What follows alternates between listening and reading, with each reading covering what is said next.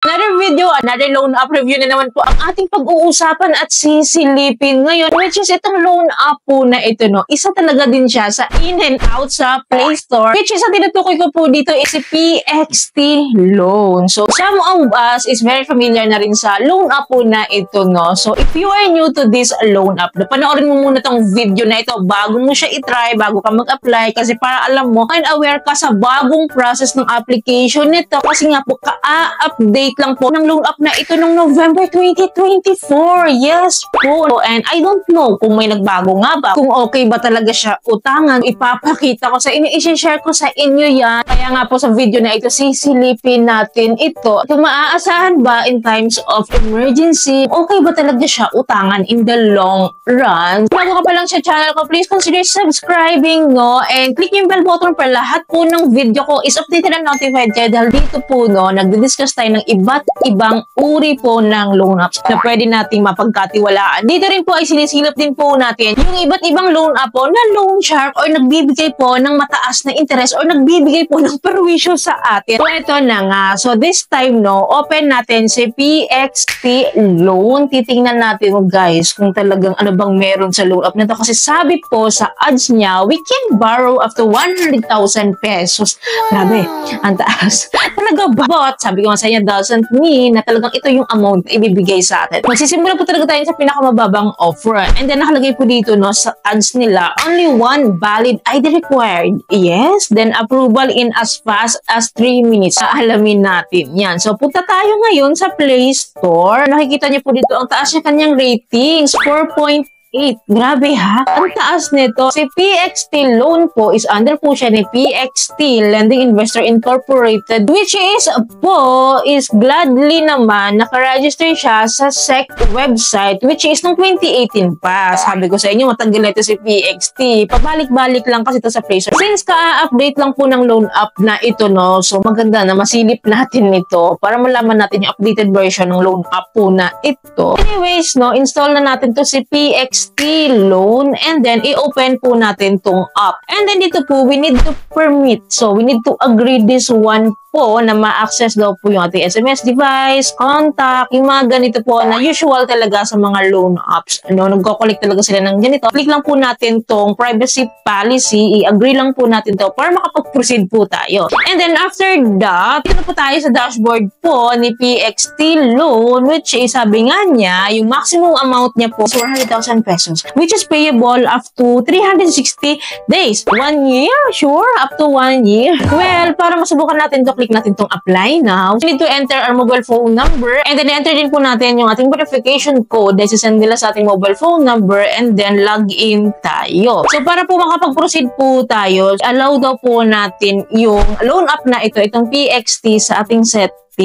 Pini-permit daw natin siya dito sa ating phone. Confirm lang natin and madadirect agad po tayo sa ating settings. I-permit lang daw natin to kasi guys, pag hindi po natin ito pin-repeat, hindi natin mapapasok yung app. After this po, next tayo. Right after this po is the basic information na fill up lang po natin tong personal information, which is nagre-record po sila ng usage of loan, educational background, marital status, number of children, residence, detailed address, residential ownership. Then dito po sa baba is nagre-require naman po sila ng ating contact information. Hingi sila ng email, Facebook Messenger, Viber, and then backup phone number, which is ang kailangan lang po natin pilapan dito is yung email kasi optional naman itong Facebook Messenger, Viber, backup phone number. Buti optional siya ngayon kasi before po hindi siya optional. Kailangan mo talaga siyang fill up. Anyways, after po natin na-fill-upan yung mga kailangan po nila dito, continue lang tayo. Dito po we need to fill up the job information, yung industry category, company name, working experience, payday, monthly income, company address, yung detailed address din natin. After filling up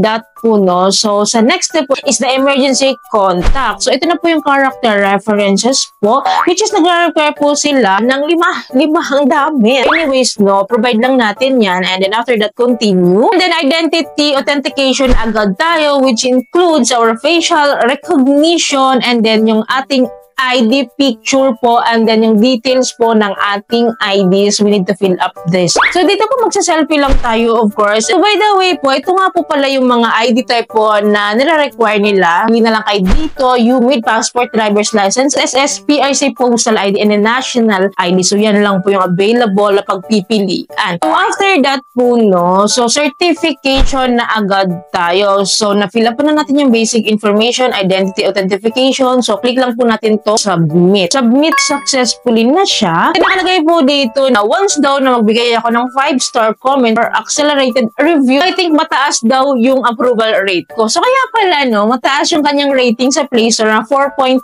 kasi nare-require nila na mag 5-star comment tayo doon para maprubahan tayo dito. Red flag. Honestly talaga, no? Sa Play Store talaga hindi ako nagre-rely sa mga reviews dyan. Kasi hindi talaga siya reliable, dahil. So, ang dami talagang mga napipilitan lang mag-review para lang ma-approve doon. So, bakit naman gagawin yun? Di ba? Wala pa nga tayong loan summary, wala pa nga tayong loan offer, tapos magre-review na agad tayo. So, anyways, exit lang natin to.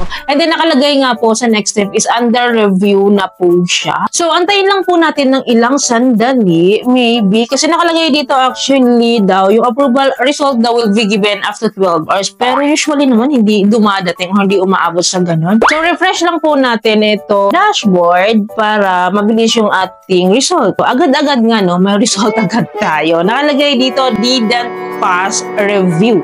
Yes, hindi tayo nakapasa. Hindi tayo naaprubahan. Rejected tayo dito. Okay lang naman, pero sayang kasi hindi natin nakita yung kanyang loan offer, loan summary, kung magkano yung interest rates niya. Sana no, pinakita sa atin or naprubahan mo lang sana kahit maliit na amount. But anyways, okay lang din sa akin yun. At least nasilip natin yung app. Anyways, no, punta tayo sa aking settings. Tingnan natin kung madidelete po natin yung account kasi wala naman po ako ongoing loan dito. Upon checking po, yes, na-delete yung ating account. May request deletion po dito. So, click lang natin yan, and then enter natin yung registration password. Itong registration password po is the OTP po, yung 6-digit verification code na sinend po sa akin kanina. Entry ko lang po yan. So, nakalagay po, account deletion failed. So, bakit naman failed, diba?